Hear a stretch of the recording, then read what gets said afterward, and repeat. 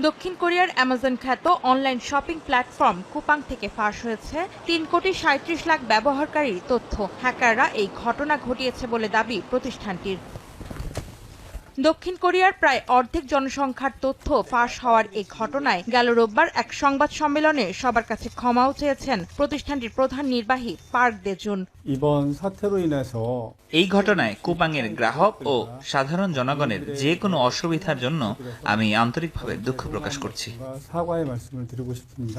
তথ্য ফাঁসের ঘটনা প্রথম 18 নভেম্বর জানতে পারে প্রতিষ্ঠানটি। এদিন 4,500 অ্যাকাউন্টে অনুমোদনবিহীন প্রবেশ শনাক্ত করেন তারা। এরপর অনুসন্ধানে জানা যায় গেল জুন মাস থেকেই শুরু হয় হ্যাকিংয়ের ঘটনা। ধাপে ধাপে করা হয় ব্যবহারকারীদের তথ্য চুরি।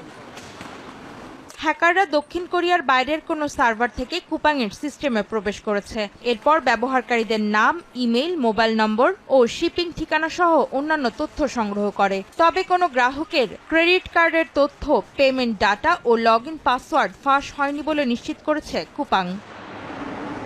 অন্তরা সেন, সময় সংবাদ।